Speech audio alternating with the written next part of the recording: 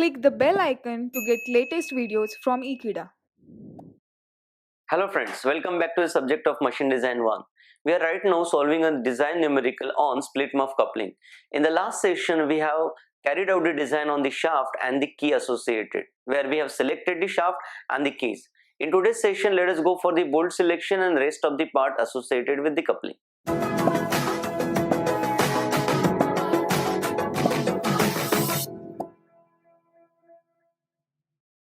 Students, we know that for the shaft diameters which are smaller than 100 mm, we select bolt number is equal to 4. If it is greater than that, we need to consider the more number of bolts, maybe 6, 8, 10 and so on. But as far as your syllabus is concerned or this particular course is concerned, we'll have the shaft diameter somewhere equal to or smaller than 100 mm. So for that, number of bolts selected n is equal to 4. Now next thing is the coefficient of friction. Now we know that whenever there is something that rotates against something else, like bolts are fitted into holes and since they will try to rotate, in that case we should consider the friction. Now we know that for all the materials that we are going to consider, the coefficient of friction, which is mu, will lie between this particular range. So let us take the mean value for this case, and which comes out to be 0.25 or 0.20 also will do. So for this value, let us solve the example. Now we know that the torque formula is again given by this. You can find this formula in the section of bolts or in the section of couplings in PhD data book. We already have figured out the value of mt.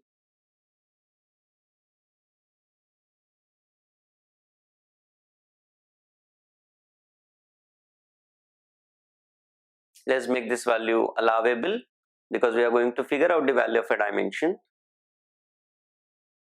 into number of bolts, which are 4 in our case, into the diameter of the first shaft, which is 60. So the only unknown component that we have here is nothing but the core diameter of the bolt or the nominal diameter of the bolt, which we are going to find out, DC. After this calculation, we'll get the value of DC somewhere equal to 13.7 millimeter.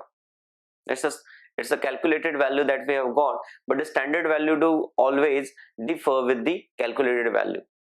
Therefore, with the final selection for the bolts, let us go to the PSG. And it is observed that for the value calculated, the next standard value which is available, which is going to be safe, is M20. And therefore, let M20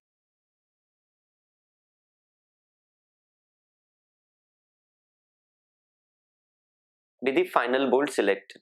So with this kind of bolt, we'll go ahead where M20 is nothing but metric thread with nominal diameter 20 millimeter. Of course, the thread size, their depth, pitch, everything associated with this can be figured out from the table, from the same table, but since we are not going through that detail, and that's why we are not mentioning it here. So M20 selection is more or enough for us. The next and the last part in this case is nothing but the muff selection. Now students, you need to understand that muffs also do come into standard proportions, and that's why we select them and we design only the shaft diameter or the main dimensions only, where capital D is the main dimension associated with the muff and which is going to be the outermost diameter of the muff. It is said that the outermost diameter should be equal to the shaft diameter plus some margin, which is 13. In this case, let us consider the largest shaft in this case because they are directly proportional, and therefore D comes out to be twice the 65 plus 13, and therefore the value of D is somewhere equal to 143 millimeter. Now once we found out this value, we have to see that whether it is safe or not also, and therefore to check this safety, let us use this formula. Again, it's a standard formula which is based on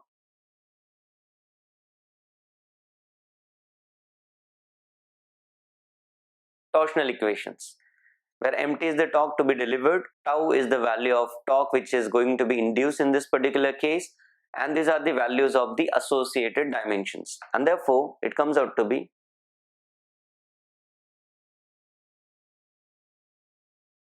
let us say it's the induced value, and I'll say I The value of larger diameter we have found out is 143, and in this case the larger value of the shaft diameter,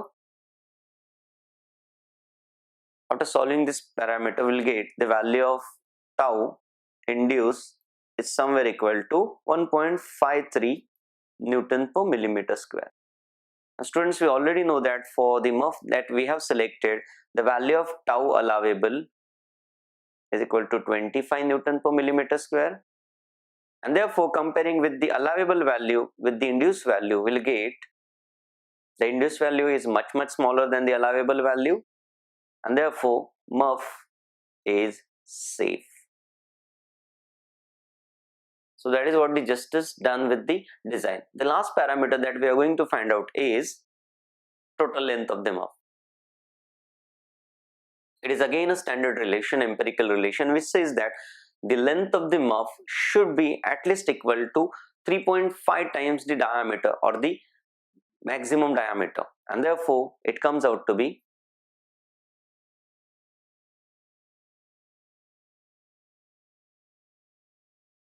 now. Since this diameter we have found out is already safe, because the smaller diameter is safe, so larger diameter has to be safe, and that's why the length that we have figured out based on the diameter is again safe. So there is no need to prove that it is going to be safe in this case or not. So after this big problem, let us go through the summary quickly what we have figured out till today. For split muff coupling, very first thing that we have found out is diameter D1, which is equal to 60 mm given, is safe, and therefore diameter 2 also is safe in our case. The next thing that we found out was key. With the standard selection and found out length, we got that key is 18 by 11 by 50, all in millimeter. The fourth thing that we found out was bolt, and we saw that they are safe. The next thing we found out was muff. In muff we found out two main parameters. The first parameter was the outer diameter of muff, and that came out to be 143 mm, and the length of muff or the total length of muff that came out to be 228 mm. So that was the standard selection and standard design procedure we followed, and this was the answer to our problem. So that was from my side in this time. Next time we'll go through the different kind of coupling, that is going to be the flexible or rigid coupling. Thank you so much for watching this video. If you like this video, please subscribe to Ekeeda. Thank you.